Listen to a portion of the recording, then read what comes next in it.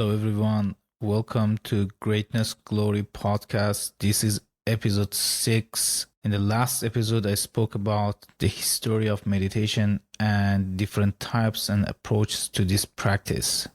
I'm not going to tell you what practice is best for you here, but I'm going to explain the things that you need to have in mind to become successful in whatever type of meditation practice you choose to do. These are really like scientific principles that have been discovered and learned by many practitioners, and ignoring them will make your meditation practices just a waste of time. Understand why you are doing it. You should have a clear understanding of why you want to meditate, and also you should have the right intention. Although there are thousands of styles of meditation, most of them were founded as spiritual practices. Notice that I didn't say religious practices, but as scientific practices to create harmony in yourself and ultimately know your true nature, which we may call spirit. That is why I use the word spiritual, because spirituality is about knowing your real nature or the spirit. So although meditation can bring so many benefits such as health or improved mental capabilities, most meditation practices are not really about these things, but aim toward the holistic evolution of human beings. Spirituality doesn't have a single thing to do with believing in anything. Actually, spirituality is against belief systems, because spiritual seekers seek personal experience instead of believing in people or books. So being spiritual does not mean believing in anything. One of the basic things about spirituality is that a person is seeking to achieve the highest perfection and manifestation of human potential, and to know the origin of one's self and become free from limitations and suffering. Spiritual seekers want to know and achieve it in this life, and they want to experience it, while followers of many organized religions believe in thousands of things that they don't know and believe that if they follow certain guidelines, they will go to heaven after death. Anyways, as for the intention, I think wanting to achieve the ultimate evolution and realization is a good start. And as you progress, it may become more clear to you. Meditation practice is like growing a seed. When you meditate, you may expect to experience something as soon as you start and see the benefits. But meditation practices are like planting a seed and nurturing it every day, without expecting it to become a tree overnight. If you plant a seed and take it out every day to check to see if it's grown, you'll ruin the seed. You'll ruin the process. The same thing is true for meditation and spiritual practices. When you practice, you should not have this mindset that you're going to experience something. You have to be free from attachment to the result and just practice. Benefits or fruits of the practice will come when you are ready. It's very much like physical exercises. You may work out for months or years to achieve a very developed body shape. You'll get there, but if every day you become disappointed that you're not looking like a top-level athlete, the process will become very disappointing and painful, and you'll more likely to give it up altogether. and never make any good progress. So, always have this mindset that you do the practice because of the practice. Just enjoy the moment and what you're doing. And remember, it's not going to be easy. Nothing worthwhile in life comes easy. You have to be patient and determined. If during your journey you keep worrying about the destination, you will never be able to experience the journey and learn from it. Start where you are comfortable. A lot of people are very excited to do a lot of meditation and to progress quickly. Although a small number of people may be able to handle that, most people should start where they're comfortable. For example, if you start doing practices for 30 minutes a day, while your capacity is 5 or 10 minutes, you'll build up subconscious resistance to the practices and you'll leave it after a while. You'll find yourself avoiding it, which prevents your progress altogether. So you should always start where you're comfortable and add to it as you progress. For example, if your comfortable duration is 5 minutes, you should do 5 minutes for a while, maybe a week or a month. Then add a minute or so every week. This way, you build a strong base and there is less possibility of you avoiding the practice. This is a very good success tip in many things in life. It's like the Japanese concept of gradual improvement known as Kaizen, Kaizen, which is a very cool method and I suggest you read about it. Remember, guaranteed gradual improvement is better than not improving at all. Stick to one practice. When it comes to meditation, and especially spiritual practices, it's crucial that you stick to one practice and only do that one. And also, not mixing different techniques. If you keep changing practices every year, you'll only waste your time and energy, and then you think something is wrong with the technique or the teacher. Also, because many teachings, many techniques work in different ways and have different effects on you and your body, mixing the practices not only is not a helpful thing to do, but often can be harmful, especially when it comes to spiritual practices, because mixing methods can create confusion in your mind and energy and do more harm to you. I think you actually be better without doing the practices at all. It's almost like deciding to mix different medications without knowing the science behind it. Every single authentic tradition or teacher of meditation will agree on this. Discipline and regularity. When you try to succeed in meditation, you must do it regularly. It doesn't matter how much you do it, but it matters that you're doing it every day and gradually increasing it over time. So, if you meditate for 5 minutes a day, you need to make it a priority to do it every day, no matter what.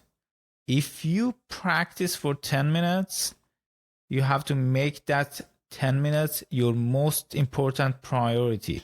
If you do not make it a priority, there's always something to make you not practice, especially when you're not in the mood. If you are an impatient person and you get bored easily, I guarantee that most of the time you may not feel like practicing at all. Success in meditation and personal development practices cannot be achieved if you think you'll only practice when you feel like it, but by a strong commitment. So doing it every day with commitment is important. The next thing that will be very helpful is doing the practice every day at the same time. So if you practice 5 minutes a day, it will be most beneficial if you do it every day at a certain time instead of random times. Let's say you decided to practice every day at 7 a.m. If you keep doing the practice at this time, after a few weeks, it would be easier for you to do the practice and not forgetting it and being more committed. Why? Because your mind and body will get conditioned to get into the practice mood at that time every day. So you'll have less friction to enter into a meditative state. I feed my cat every day at a certain time. She doesn't know how to read the clock on the wall, but always right before the feeding time, she's waiting for the food. How does she know? She doesn't, but her body knows. Your mind may not be aware of many things, but your body always knows and will get conditioned to the routines. So doing the practice at a certain time would be very helpful. But if this is not possible, it's okay. The last thing is to possibly do the practice at the same spot or room whenever possible. It would be helpful if you create a nice and clean spot dedicated to your meditation practices and not do other things there. A lot of people don't have that possibility, so it's okay. Your meditation changes the vibration of the space there. And after a while, it would be much easier for you to go deep into meditation when you sit for the practice. Again, you don't have to do the practice every day at the same time and at the same spot, but these are just like helpful tips to make your practice easier. But if it's not possible, it doesn't matter. Just do it when you can and where you can. Diet tips. Disclaimer: I'm not a medical expert and none of the content in this podcast series are meant to be considered as medical advice or cure disease. Having a specific diet is not a must for most types of meditation practices unless you follow a specific tradition that demands that. But I want to give you some information about this topic, and it's up to you how to use it. In the yogic sciences, in the science of yoga, they consider 3 qualities that are present in the universe, which applies to humans, to body, food, and mind also. These 3 qualities are known as tamas, which can be explained as lethargy, inertia, or dullness. Sattva, or balance, calmness, clarity.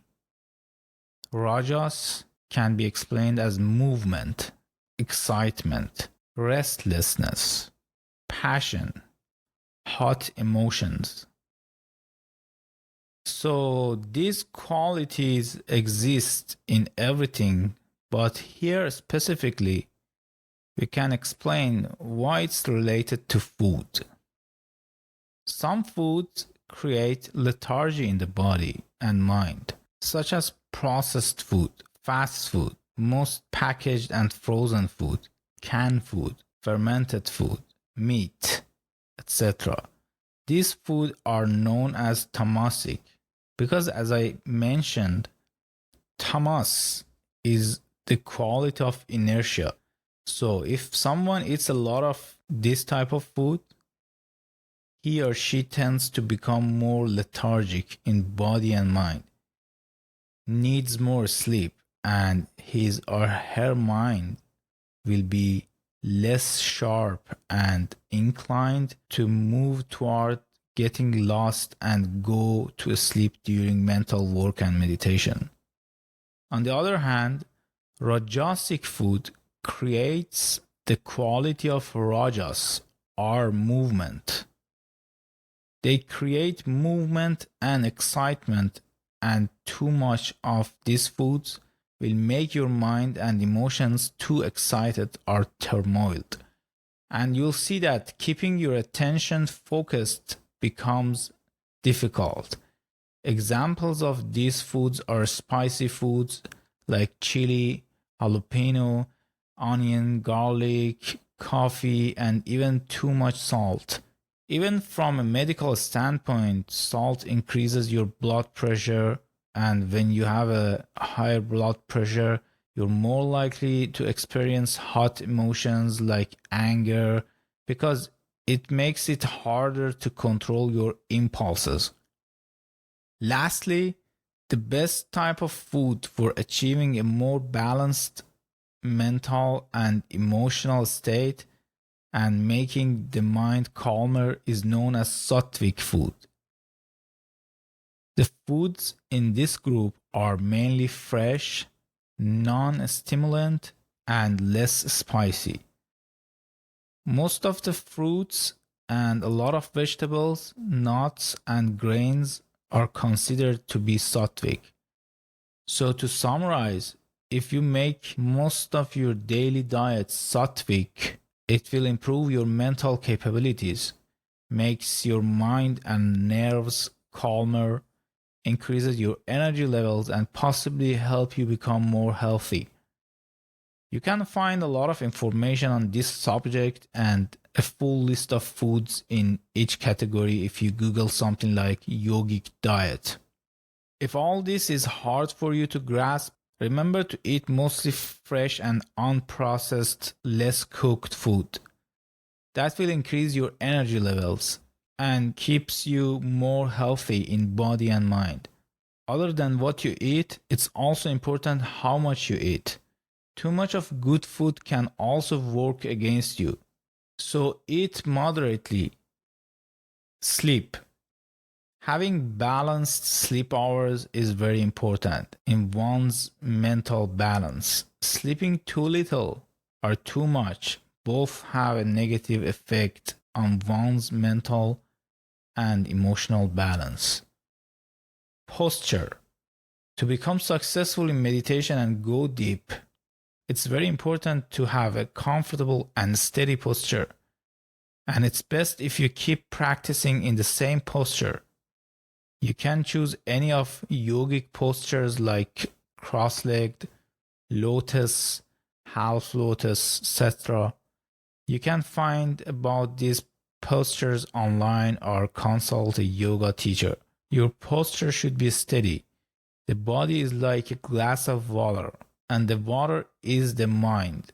When you shake the glass, the water also moves.